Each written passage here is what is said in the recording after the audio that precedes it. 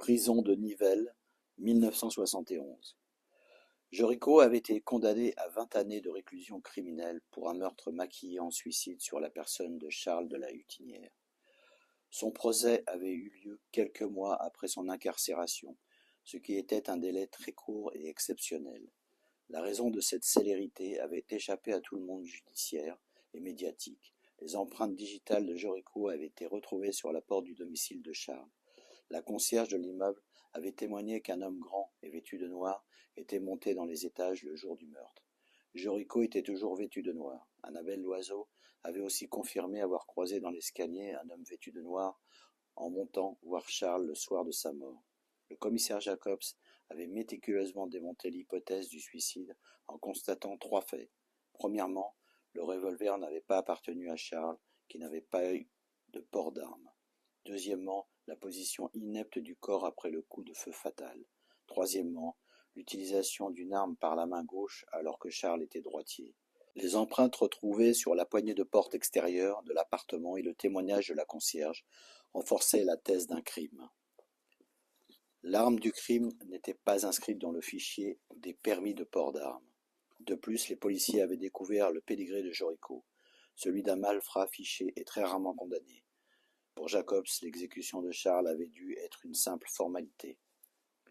La thèse d'un meurtre passionnel lié à Edmond avait emporté la conviction du juge Francis Joubert en charge du dossier. L'hypothèse d'un contrat sur Charles avait été étrangement écartée alors qu'Henri avait reçu des menaces de mort sur sa famille proche. Pourquoi Joubert s'était-il refusé à faire le lien entre les deux affaires? Selon madame la procureure Yvonne Chester d'Orimont, Jericho avait tué Charles parce qu'il avait harcelé sa sœur de nombreuses fois pour obtenir des sommes d'argent importantes.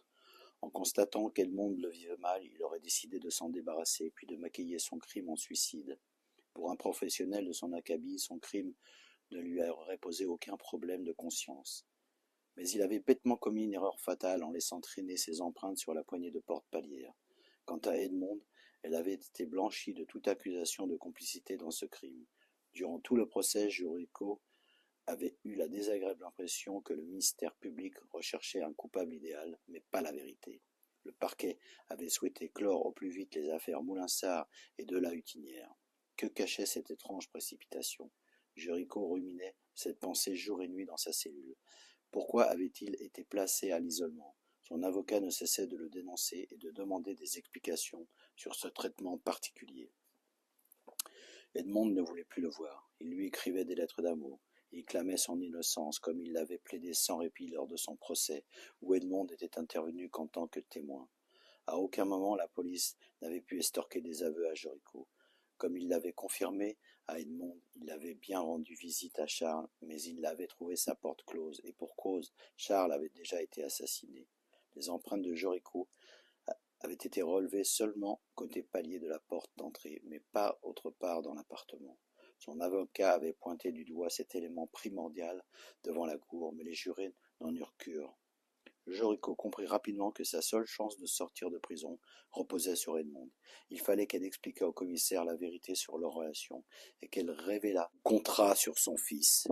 Il fallait aussi qu'elle expliquât qu'il avait changé en devenant son amant et qu'il avait recherché activement le commanditaire pour le dénoncer.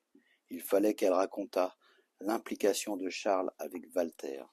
Mieux valait pour lui être inculpé d'une tentative de meurtre sur Pascal que du meurtre de Charles. Il avait besoin de la crédibilité et l'engagement d'Edmond afin de retourner la situation et d'obtenir une révision de son procès.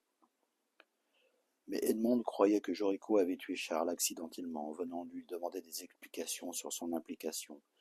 Elle avait construit son propre scénario. Les menaces physiques de Jericho pour faire parler son frère avaient du mal tourné. Elle était sincèrement convaincue par ce scénario. Elle se sentait trahie et blessée au plus profond. Edmond se jugeait comme une grande naïve d'avoir pu faire confiance à un tel homme. Elle avait honte et son frère serait encore en vie si elle n'avait pas croisé ce monstre au bar de Palace Hotel. Elle aurait pu verser dans la haine, mais son cœur refusait d'y céder tout à fait. Edmond avait quitté la Licorne 6 mois plus tôt. Elle vivait désormais à Mons, dans une grande maison louée tout proche de chez Marie-Louise. Pour la sécurité de son fils et de la sienne, elle avait conclu un arrangement juridique avec Jacques afin qu'il reprenne en main Moulinsart frère. Bien évidemment, elle avait appris par Rémy Bolvickel que Jacques avait trahi Henri.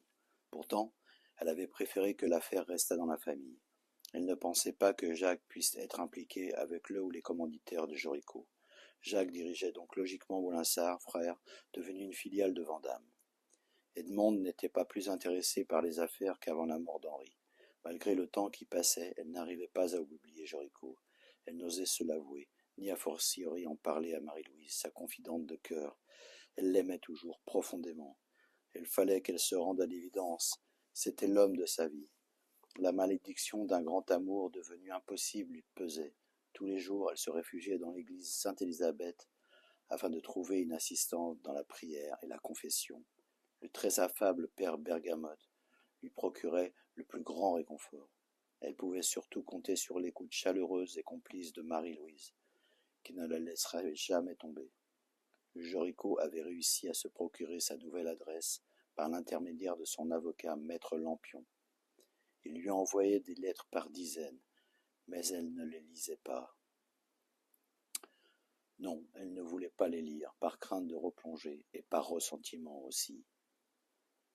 Ma aide chérie, pourquoi tu ne réponds pas? Tu sais très bien que je n'ai pas tué Charles. Tu me punis une deuxième fois. Je suis malheureux de ne pas sentir ta présence, et aussi ta peau, ton odeur. C'est injuste de moisir ici. Je suis pas coupable. Je suis si seul. Personne avec moi pour parler. C'est dur.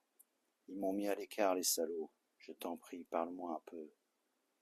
Ça me fera du bien. J'ai juste vu ma cousine Isabelle qui est venue. Je voudrais bien que tu la voies et que tu l'appelles. Je vais devenir fou ici, et je pense à me tuer tous les jours. Ma vie n'a plus aucun sens sans toi. Non. Je suis victime d'une machination, c'est sûr. Il faut que tu m'aides.